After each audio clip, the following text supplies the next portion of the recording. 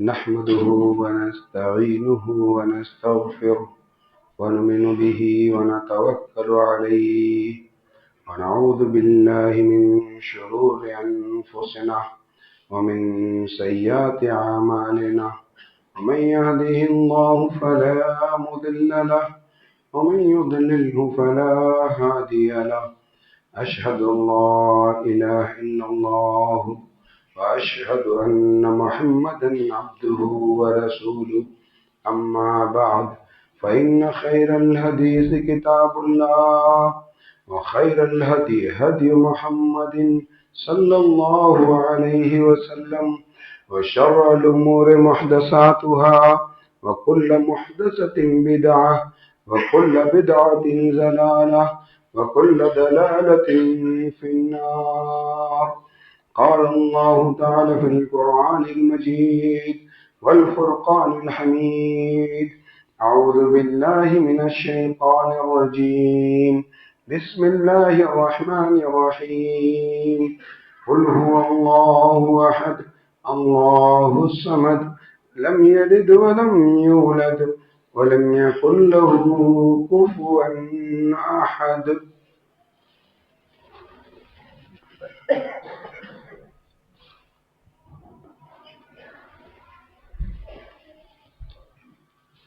الحمد لله نحمده ونستعينه ونستغفره ونؤمن به ونتوكل عليه ونعوذ بالله من شرور أنفسنا ومن سيئات أعمالنا. من يهده الله فلا مضل له ومن يضلله فلا هادي له. أشهد أن لا إله إلا الله وأشهد أن محمدا عبده ورسوله. أما بعد فإن خير الحديث كتاب الله وخير الهدي هدي محمد صلى الله عليه وسلم وشر الأمور محدثاتها وكل محدثة بدعة وكل بدعة ضلالة وكل ضلالة في النار. قال الله تعالى في القرآن المجيد: أعوذ بالله من الشيطان الرجيم. يا أيها الناس اتقوا ربكم الذي خلقكم من نفس واحدة وخلق منها زوجها وبث منهما رجالا كثيرا ونساء واتقوا الله الذي تساءلون به والأرحام إن الله كان عليكم رقيبا.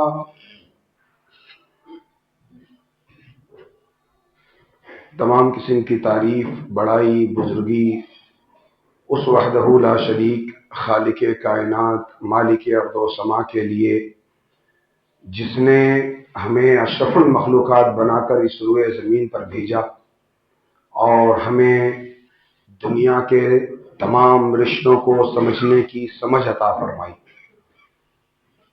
اور بے شمار درود ہو دنیا کے تمام انبیاء کرام علیہ الصلوۃ والسلام پر، خصوصاً جناب محمد رسول اللہ صلی اللہ علیہ وسلم پر۔ یہ وہ ذات مقدسہ، وہ مطہرہ، وہ مبارکہ ہے جس نے ہم انسانوں کو اور خاص کر کے امت محمدیہ کے لوگوں کو دنیا کے تمام رشتوں کو سمجھنے، اس پر عمل کرنے کے لیے بڑی جد و جہد کر کے ہمیں ایک ایک باریکیاں سمجھائی اور سکھائی۔ میرے محترم بزرگوں، نوجوان ساتھیوں، عزیز بچوں اور میری پردہ نشین ماؤں اور بہنوں، میں نے خطبہ مسنونہ کے بعد جو آیت پڑھی ہے اس کا تعلق باہمی رشتہ داری سے ہے۔ اللہ رب العالمین نے اس آیت میں پوری انسانیت کو، خالی مسلمانوں کو نہیں، مومنوں کو نہیں، بلکہ پوری انسانیت کو ڈرایا ہے کہ تم اپنے آپسی رشتوں کے تعلق سے ایک دوسرے سے ڈرا کرو۔ میں آج اس خطبہ جمعہ میں صرف دو رشتوں کی طرف اشارہ کروں گا، ایک میاں بیوی کا رشتہ اور دوسرا والدین کا رشتہ۔ صرف دو رشتوں کے بارے میں بتلاؤں گا کیونکہ وقت بھی کم ہے، اس لیے تھوڑا تیزی سے چلوں گا۔ سب سے پہلے یہ بات جان لو، اس روئے زمین پر اللہ رب العالمین نے سب سے پہلے جو رشتہ بنایا وہ میاں بیوی کا بنایا۔ یہ بڑا مقدس اور پاکیزہ رشتہ ہے۔ ایک بات یہ سمجھ لو کہ اگر بیوی اپنے شوہر کے مال میں اور اس کی عزت میں خیانت نہ کرے تو اس روئے زمین کی سب سے نیک بیوی ہے، اور اگر شوہر اپنی بیوی کی امانت میں خیانت نہ کرے، وہ اپنے شادی کے بعد، اپنے نکاح کے بعد کسی غیر محرم لڑکی سے اپنا تعلق نہ رکھے، کسی دوسری عورت سے رشتے استوار نہ کرے، اللہ کی قسم کھا کر کہتا ہوں کہ اس روئے زمین پر سب سے پاکیزہ اور مقدس رشتہ یہی۔ لیکن آج ہم دیکھتے ہیں کہ نکاحوں کے بعد بہت سارے رشتوں میں طلاق ہو جاتا ہے، رشتے ٹوٹ جاتے ہیں، لوگ ایک دوسرے سے جدا ہو جاتے ہیں۔ اس کی وجہ کیا ہے یہ سمجھنا چاہیے، خاص کر کے میری قوم کے بزرگوں کو یہ سمجھنا ضروری ہے۔ نوجوان تو پھر بھی دور صحیح، لیکن بزرگوں کا سمجھنا اس لیے ضروری ہے تاکہ وہ اپنی آنے والی نسلوں کو سمجھا سکے، سکھا سکے، بتا سکے۔ دیکھو میاں بیوی کا رشتہ ہے، جب ہم اپنے بچوں کا نکاح کرتے وقت انہیں یہ نہیں سمجھائیں گے کہ میرے بیٹے تجھ پر تیری بیوی کا کیا کیا حق ہے، اور اپنی بیٹیوں کو یہ نہیں سمجھائیں گے کہ میری بچی تیرے اوپر تیرے شوہر کا کیا کیا حق ہے، تو جانے کے بعد چاہے لڑکا ہو یا لڑکی دونوں جب ملیں گے تو اگر لڑکا مالدار ہوگا تو اس کو اپنے مال کا، اپنی عزت کا، اپنے شہرت کا اور اپنے خاندان کا گھمنڈ ہوگا، اور اگر لڑکی مالدار ہوئی تو اس کو اپنے باپ کے اوپر فخر ہوگا کہ کوئی بھی معاملہ ہوگا میرا باپ سنبھال لے گا، میں کوئی بھی بات ہوگی میں چھوڑ کر اپنے باپ کے گھر چلی جاؤں گی۔ یہ دونوں طرف سے بڑے سخت لمحات ہوتے ہیں جب کوئی رشتہ ٹوٹنے کی کگار پر آتا ہے۔ آپ جانتے ہو شیطان کی جب مجلس لگتی ہے تو شیطانوں کا جو سردار ہے وہ اپنی سرداری کی کرسی پر بیٹھتا ہے اور سارے شیطان سامنے بیٹھے رہتے ہیں، پوچھتا ہے بتاؤ آج کس نے کیا کیا کیا ہے۔ ایک شیطان اٹھتا ہے اور وہ کہتا ہے کہ میں نے آج کچھ لوگوں کو بہکایا، گمراہ کیا، وہ جا کر زنا کر بیٹھے، کسی لڑکی کے ساتھ رشتہ استوار کیا، کسی لڑکی نے کسی لڑکے کے ساتھ جو ہے ناجائز تعلقات استوار کیے، میں نے بہت بڑا کام کیا ہے۔ شیطانوں کا سردار کہتا ہے بیٹھ جا، تیرے بس کی بات نہیں ہے، بیٹھا رہے، تو نے کوئی بڑا کام نہیں کیا۔ اس نے یہ جو گناہ کیا ہے اگر وہ رو کر اپنے رب کے سامنے سجدے میں سر رکھ دے تو اس کا رب اس کو معاف کر دے گا، کیونکہ اس کے رب کا وعدہ ہے نا، یا ابن آدم لو بلغت ذنوبک عنان السماء ثم اتیتنی لا تشرک به شیئا لاتیتک بقرابها مغفرہ، کہ اتنا گناہ کرا کہ تو زمین سے لے کر آسمان تک جتنی خلا ہے سب کو بھر کے آ جا، تیرے گناہ لاتعداد ہوں، تو بے شمار گناہ کر، روز زنا کر، روز چوریا کر، لیکن میرے سامنے آ جائے اس حال میں تو میری ذات کے ساتھ کسی کو شریک نہ کیا ہو، تیرے تمام گناہوں کو معاف کر دوں گا۔ مشرک کا گناہ اللہ معاف نہیں کرتا ہے، اگر آدمی مشرک نہیں ہے، شرک نہیں کرتا ہے تو اللہ اس کے گناہوں کو معاف کر دے گا۔ تو فرشتوں کا سردار اس کو بٹھا دیتا ہے۔ ایک اور اٹھتا ہے، کہتا ہے میں نے ایسا کیا ہے کہ ان میں جھگڑا لگا دیا، میں نے کسی کو بہکا دیا چغلی کرنے پہ، کسی کو غیبت کرنے پہ، سب کو شیطان بیٹھا دیتا ہے۔ یہ بہت تورن کے بس کے بات وہی تورے بیٹھو۔ پھر ایک شیطان اٹھتا ہے، وہ کہتا ہے آج میں نے دو میاں بیوی کے درمیان جھگڑا لگایا، پھر دونوں کو پیچھے سے اکسایا، دونوں کو اتنا برہم کیا کہ ایک دوسرے کو گالی گلوچ دینے لگے اور ایک دوسرے سے الگ ہو گئے، انہوں نے طلاق دے دی ایک دوسرے کو۔ وہ اپنی کرسی سے اٹھتا ہے، اس کو بلا کر اپنے گلے سے لگا لیتا ہے کہ تو صحیح معنوں میں میرا چیلا، صحیح معنوں میں میرا شاگرد ہے، تو نے جو طلاق کروایا ہے اس سے صرف دو لوگ الگ نہیں ہوں گے، دو خاندان الگ نہیں ہوں گے، دو قبیلے الگ ہو جائیں گے، یہ کبھی جڑنے والا رشتہ نہیں ہے۔ ایک بار اگر طلاق ہو گئی تو پھر دوبارہ جڑنا یہ ناممکن کی بات ہے۔ پہلے زمانے میں تو کہیں لڑکی کا نکاح ہو جاتا تھا، پھر طلاق ہوتا تھا تو یا شوہر کا انتقال ہوتا تھا، لوگ کر لیتے تھے، لیکن ہمارے زمانے میں وہ بھی نہیں کرتے ہیں۔ کتنی بے شمار بیوائیں بچیاں اپنے گھروں میں بیٹھی ہیں، لیکن ہمارا معاشرہ انہیں قبول کرنے سے کوسوں دور ہے۔ اگر کوئی شخص، کوئی نوجوان اگر کوئی دوسرا نکاح کر لے تو اس پر ایسے الزام لگاتے ہیں، اس کو ایسی نگاہوں سے دیکھتے ہیں جیسے اس روئے زمین کا سب سے برا انسان ہو۔ جو زنا کرتا ہے روز جا کر اس کو طاقت ہے، وہ زنا کرتا ہے، کہتے ہیں باؤ بڑا عاشق مجاز. ایک آدمی اگر دوسرا نکاح کر لے اس بچی کی، اس لڑکی کی ضرورت پوری کرنے کے لیے یا اپنی ضرورت پوری کرنے کے لیے، اس کو برا بھلا کہتے ہیں، اس کے بچوں سے نکاح نہیں کرتے، اس کی بچیوں سے نکاح نہیں کرتے. اللہ کی قسم اس روئے زمین کا سب سے بڑا گناہ یہ. اللہ کے یہاں کیا جواب دو گے کہ ہم نے کیوں اپنے معاشرے کو ایسا بنا رکھا تھا کہ لوگ دوسرا نکاح کرنے سے گھبراتے تھے؟ رہی شوہر کے حق کی بات، جو سمجھانے والی بات ہے، شوہر کو یہ معلوم ہونا چاہیے کہ مجھ پر میری بیوی کا کیا حق ہے. اللہ کے نبی صلی اللہ علیہ وسلم نے کہا کہ اے شوہروں کی جماعت، جو تم کھاؤ وہ اپنی بیوی کو کھلاؤ. یہ نہیں کہ باہر جا کے ہوٹل میں اچھا اچھا کھاؤ اور اپنی بیوی کو گھر میں دال روٹی کھلاؤ. جو کھاتے ہو وہ کھلاؤ، جو پہنتے ہو وہ پہناؤ اپنی بیوی کو. جیسے اچھا کپڑا پہننے کا شوق ہے تو اپنی بیوی کو بھی اچھا پہناؤ. اور کیا کہا جانتے ہو اسی حدیث کے آگے جو الفاظ ہے، وَلَا تَضْرِبُوا الْوَجْهَ، کتنا بھی غصہ ہو جانا، بات لڑائی جھگڑے پر آ جائے، اپنی بیوی کے چہرے پر کبھی مارنا نہیں. وَلَا تُقَبِّحْ، کبھی اپنی بیوی کو برا بھلا نہیں کہنا، گالی گلوچ نہیں دینا. آج جیسے ہی جھگڑا ہوتا ہے بیوی سے، تیری ماں کی، تیری بہن کی، اللہ جانے کس کس کی نکال دیتے ہیں. سب سے کمزور بیویوں کو سمجھتے ہیں. یہ حق ہے ان کا کہ ان کو کبھی تم گالی نہ دو. یہ محمد رسول اللہ صلی اللہ علیہ وسلم کی سمجھائی ہوئی تعلیم. اور کیا کہا جانتے ہو، وَلَا تَحْجُرْ إِلَّا فِي الْبَيْتِ، کبھی اگر اس پر ناراض ہو جاؤ، اس کو اکیلے چھوڑنا ہو تو اپنے گھر میں چھوڑو اس کو اکیلا. بازار گئے ہو ساتھ میں، کسی بات پر تو میں ہو گئی، وہیں اس کو چھوڑ دیا، موٹر سائیکل لیے چلے آئے اپنے گھر. نہیں، یہ گناہ ہے، بڑا گناہ ہے اپنی بیوی کو کہیں چھوڑا. کبھی ناراض ہو جاؤ کہ اپنی بیوی کو تنبیہ کرنا ہو تو اپنے گھر میں اکیلا چھوڑو اس کو. یہ نہیں کہ اس کے ماں باپ کے گھر بھگا دو اس کو، نہیں.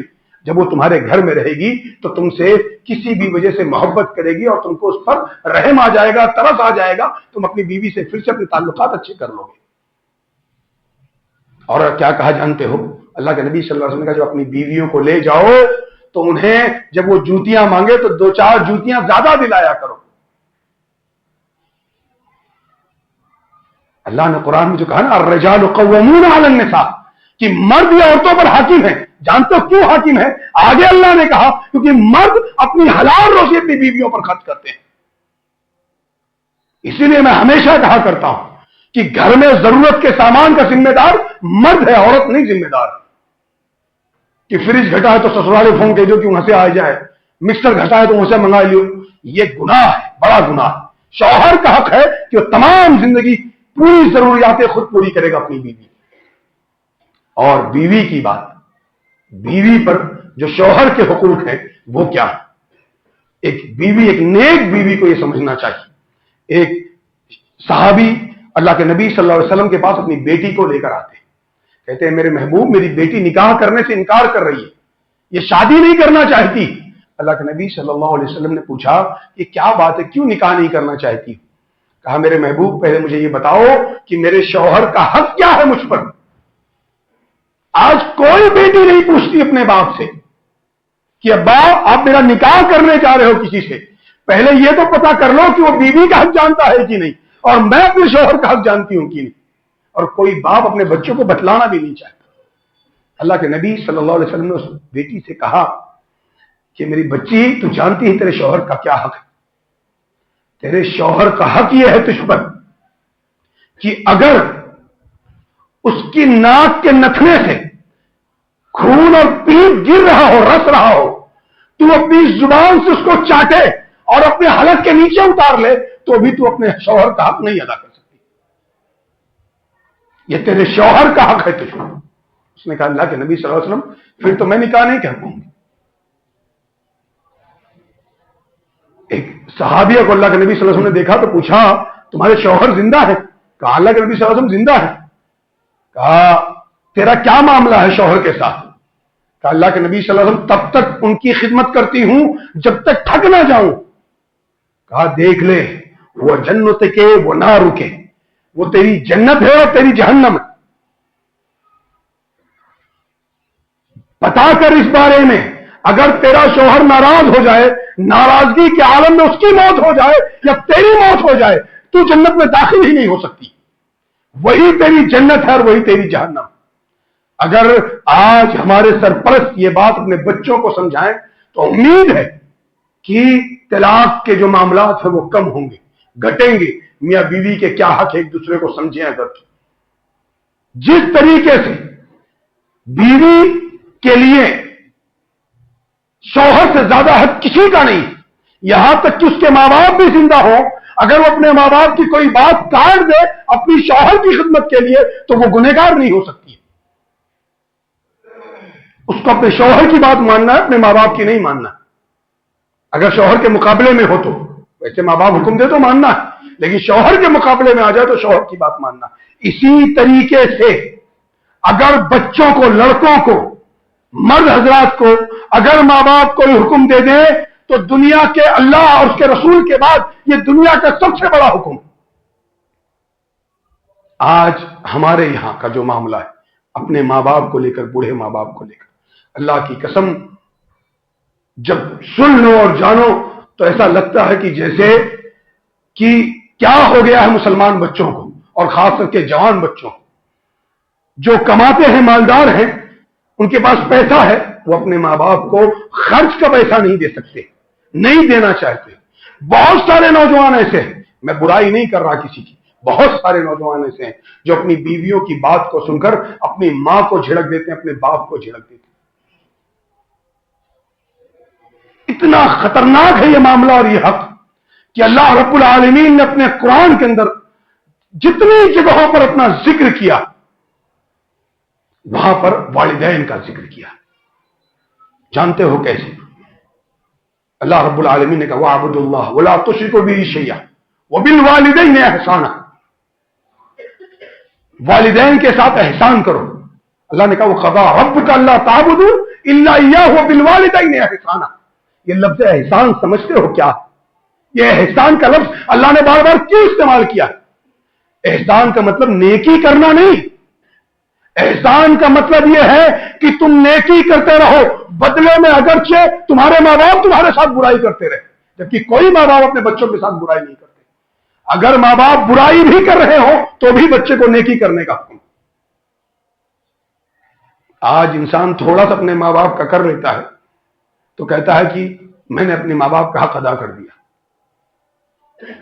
ایک شخص حضرت عبداللہ ابن عمر رضی اللہ تعالیٰ عنہ کے پاس آتے ہیں اور کہتے ہیں کہ عبداللہ ابن عمر، میں حج پہ آیا تھا، اپنی ماں کو اپنی کندھے پر بٹھا کر میں نے پورا حج کرایا۔ جو لوگ حج پر گئے ہوں گے ان کو معلوم ہوگا کتنی مشقت ہوتی، اور اس زمانے میں کتنی مشقت رہی ہوگی جب سواری نہیں تھی۔ اپنے کندھے پر بٹھا کر میں نے طواف کرایا، صحیح کرائی، منا لے گیا، مزدلفہ لے گیا، کنکری مارنے کے لیے وہاں لے گیا، میں نے سارے کام کرائے اپنے کندھے پر بٹھا کر۔ کیا میں نے اپنی ماں کا حق ادا کر دیا؟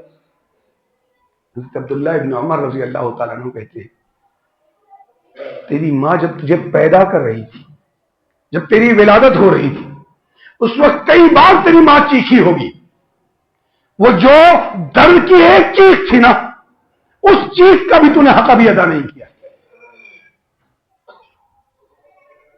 آج ہمارا معاملہ ہے، قرآن کیا کہتا جانتے ہیں؟ وَقَضَىٰ رَبُّكَ أَلَّا تَعْبُدُوا إِلَّا إِيَّاهُ وَبِالْوَالِدَيْنِ احسانا۔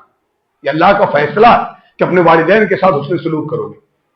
اما یبلغن عندک الکبر احدہما او کلاہما فلا تقل لہما اف، لفظ اف نہیں کہہ سکتے ہو۔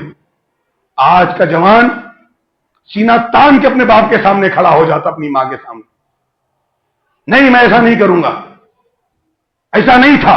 ارے ابا آپ نہیں سمجھ پاتے ہو، اما آپ کو کیا سمجھتا؟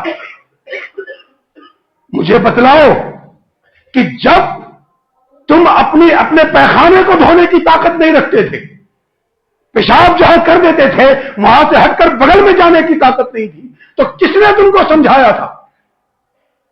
جب تمہیں چلنے کی طاقت نہیں تھی تو کس نے تمہیں چلنا سکھایا تھا؟ جب تم خود سے نہا نہیں سکتے تھے کس نے تم کو نہلایا تھا؟ جب تم خود سے اپنی لنگوٹ نہیں بدل سکتے تھے کس نے تمہارے کپڑے بدلے؟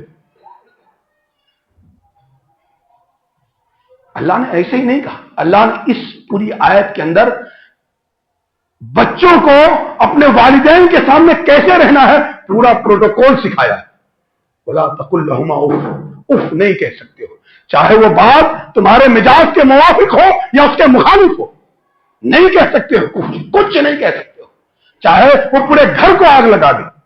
ایک صحابی رسول اللہ کے نبی صلی اللہ علیہ وسلم کے پاس آتے ہیں، کہتے ہیں میرے محبوب، میرا باپ میرے مال سے خرچ کر دیتا بنا مجھ سے پوچھے ہوئے، میں کیا کروں؟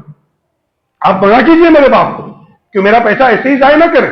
اللہ کے نبی صلی اللہ علیہ وسلم نے اپنے صحابی کو بلوا لیا۔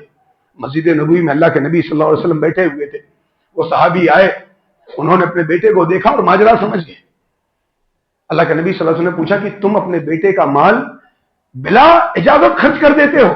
یہ حدیث لمبی ہے، بیچ کے جو الفاظ ہے اس کو محدثین نے جو ہے اس کے ضعیف ہونے کی بات کہی ہے، تو میں اس بات کو کاٹ کر جو صحیح روایت ہے وہ بتا رہا ہوں۔ باپ یہ بات سمجھ گیا کہ بیٹا کیوں آیا ہے۔ باپ، اللہ کے نبی صلی اللہ علیہ وسلم نے جب پوچھا تو باپ منڈی جھکا لیا۔ دل میں خیال آتا ہے باپ کہ یہ میرا بیٹا ہے، میرے پاس جب کھانے کو نہیں تھا میں نے نوالا اس کو کھلایا تھا، پہلے میں بھوکا رہ گیا، رات میں جب اس نے پیشاب کیا اپنی جگہ پر میں نے اس کو سلایا تھا، گرمی کا زمانہ آیا اس کے کمرے میں پہلے اے سی لگوایا تھا، جب اس کو اسکول کی فیس بھرنی ہوتی تھی میں مزدوری کر کے وہ پیسہ لا کر اس کی فیس بھرا تھا۔ آج اس نے اپنے پیسے کے لیے مجھے میرے محبوب کے کٹگھرے میں کھڑا کر دیا۔ رونے لگے، آنکھ سے آنسو گرنے لگے۔ اللہ کے نبی صلی اللہ علیہ وسلم نے اس جوان کو خطاب کرتے ہوئے کہا، اے میرے بچے، انتا و مالک لی، تیرا پورا وجود اور تیرا پورا مال یہ تیرے باپ کا ہے، تیرا باپ چاہے تو تیرے مال کو بھی خرچ کر دے اور چاہے تو تجھے بھی خرچ کر دے، اگر باپ چاہے تو تجھے بھی خرچ کر سکتا ہے۔ یہ بہت بڑی بات ہے کہ اپنے والدین کے ساتھ انسان اپنے والدین کے سامنے تنگ آئے، ان سے کہے کہ ابا آپ نہیں سمجھتے ہو، اب زمانہ بدل گیا ہے اس باپ سے جس نے تجھے سمجھنے کا ہنر سکھلایا کہ تو سمجھے گا کیسے، جس نے اپنے کندھے پر بٹھا کر تجھے پوری دنیا دکھلائی ہے، اس سے کہتے ہو۔ اچھا مجھے بتلاؤ کہ اگر ہم اپنے والدین کے ساتھ حسن سلوک کریں، ان کا حق ادا کریں، تو کیا کچھ نیکی بھی مل سکتی ہے ہمیں یا صرف برائی ملے گی؟ حضرت اویس کرنی رضی اللہ تعالیٰ عنہ کا واقعہ بہت مشہور ہے، صحابی بننے کا پورا موقع تھا۔ اللہ کے نبی صلی اللہ علیہ وسلم نے کہا کہ جس شخص نے مجھ کو دیکھ لیا اس کی آنکھوں پر جہنم حرام ہے۔ صحابی بننے کا موقع تھا، یمن کے رہنے والے تھے، جو لوگ یمن کے راستے سے مدینہ جاتے ان کو دیکھ کر روتے اور کہتے قافلے والوں سے، اے قافلے کے لوگوں، جا کر میرے محبوب محمد رسول اللہ صلی اللہ علیہ وسلم سے کہو کہ میں ان کی دیدار کو ترس رہا ہوں، مجھے ایک بار اجازت دے دے کہ میں ان سے آ کر مل لوں۔ اللہ کے نبی صلی اللہ علیہ وسلم جب یہ سنتے تو اپنا فرمان بھجواتے، حکم بھجواتے، اے ایسے کرنی، تمہاری بوڑھی ماں تمہارے پاس ہے، اس کو چھوڑ کر نہیں آنا، اس کی خدمت کرتے رہنا، اگر یہاں ملاقات نہیں ہوئی تو جنت کے دروازے پر انشاءاللہ ضرور ہو۔ وہ ایسے کرنی اللہ کے نبی صلی اللہ علیہ وسلم کے پاس نہیں جا پائے ملنے کے لیے، اللہ کے نبی صلی اللہ علیہ وسلم کا انتقال ہو گیا۔ اللہ کے نبی صلی اللہ علیہ وسلم نے اپنی موت سے پہلے حضرت عمر ابن خطاب رضی اللہ تعالیٰ عنہ کو بلایا اور حضرت علی رضی اللہ تعالیٰ عنہ ساتھ میں تھے، دونوں کو کہا سنو، یمن میں قرن قبیلے میں ایک اویس رہتا ہے، جب کبھی تمہیں وہ ملے گا تمہاری زندگی میں اس سے دعا ضرور کروانا، اگر وہ ہاتھ اٹھا لے دعا کے لیے تو اللہ اس کی کسی دعا کو رد نہیں کرتا۔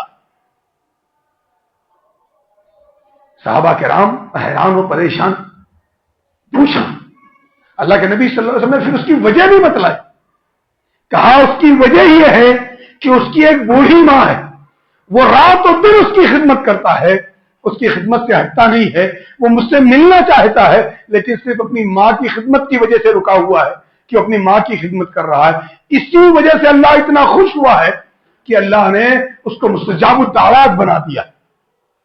ان کو برس کی بیماری تھی، برس کی بیماری نارمل ٹائم ٹھیک نہیں ہوتی ہے کسی کی، بہت مشکل کسی کا اکا دکا قصہ سنو، ان کو برس کی بیمار تھی، انہوں نے ہاتھ اٹھا کر اللہ سے دعا کی تھی، اللہ میرے برس کو ٹھیک کر دے، اللہ رب العالمین نے ان کے برس کو ٹھیک کر دیا۔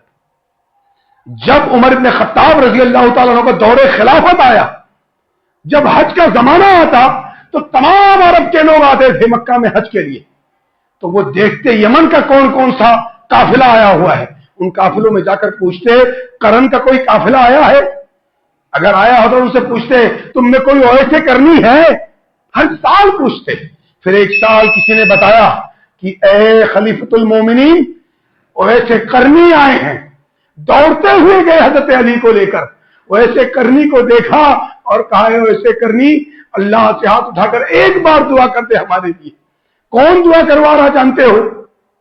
عمر ابن خطاب، صحابہ کی پوری جماعت بخشی بخشائی ہے، ان صحابہ نے سب سے بہتر صحابہ وہ جو صلح حدیبیہ میں اللہ کے نبی صلی اللہ علیہ وسلم کے ہاتھ پر بیعت کر رہے تھے، ان صحابہ میں سے بھی سب سے افضل صحابہ وہ جو میدان بدر میں جنگ لڑ رہے تھے، اور پھر ان 313 میں سب سے بہتر وہ جو عشرہ مبشرہ، پھر وہ ان 10 میں سے سب سے افضل وہ جو 4 خلفائے راشدین، اس روئے زمین پر انبیاء کے بعد دوسرے نمبر کے سب سے نیک انسان کس سے دعا کروا رہے ہیں؟ اویس کرنی سے دعا کرا رہے ہیں، جو ایک تابعی، دنیا کے تمام تابعی مل کے کسی ایک ادنا سے صحابی کا بھی مقابلہ نہیں کر سکتے۔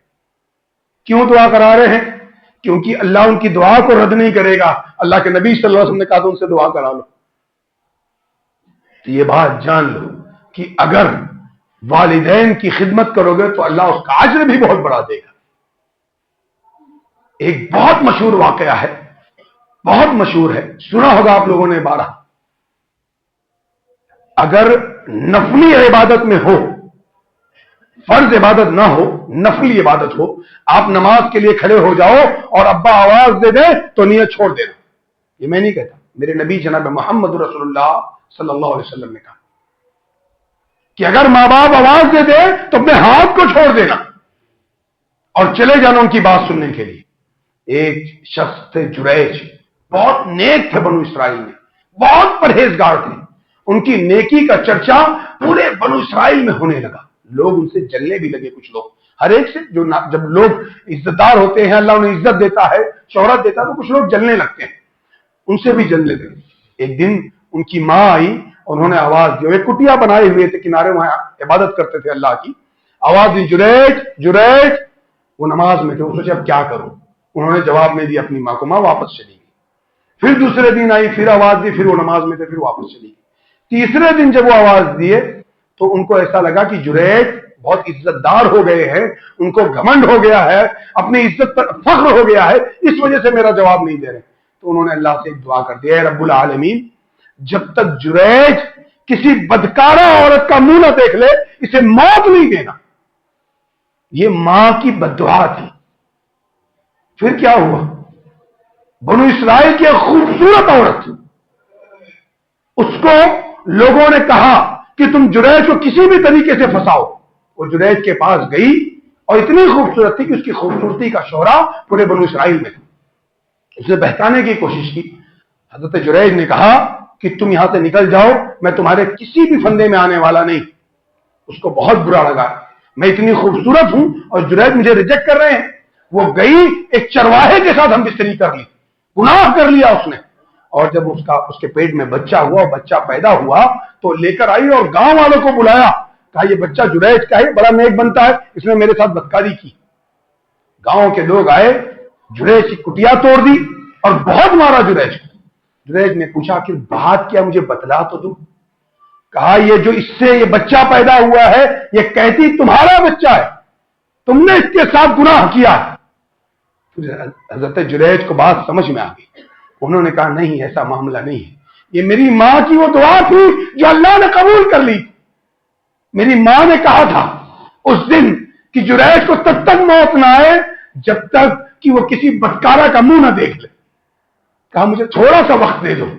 2 رکعت نماز پڑھی، اللہ سے توبہ کی اپنے گناہوں، اٹھے اور بچے کو ایک کچوکا مارا اور پوچھا، 1 دن کا بچہ تھا، اس سے پوچھا بتا تیرا بیٹا تیرا باپ کون؟ وہ بچہ بولنے لگا، یہ اللہ کا معجزہ تھا، بولنے لگا کہ میرا باپ جو ہے وہ فلاں چرواہا ہے۔ ماں کی بددعا سے بھی بچو اور اس سے بھی سخت باپ کی بددعا سے بچو۔ سعودی عرب کا ایک بڑا بہت مشہور واقعہ ہے، آپ نے یوٹیوب پر دیکھا ہوگا، ایک 16-17 سال کا فٹبالر بچہ تھا، بہت خوبصورت تھا. وہ ایک دن سگریٹ وغیرہ پیتے ہیں بچے، جوان ہو جاتے ہیں، تو لائٹر جیب سے گر گیا. باپ نے لائٹر دیکھا اور پوچھا تم سگریٹ پیتے ہو؟ کہا نہیں. باپ نے کہیں سگریٹ پیتے ہوئے دیکھا تھا تو سختی سے بات کرنے لگا. کوئی بھی باپ اپنے بیٹے کو تنبیہ کرنے کے لیے تھوڑا سخت ہوتا ہے، تو سختی سے بات کرنے لگے تو بیٹا تنگ گیا. نہیں پیتا ہوں، بول دیا آپ کو.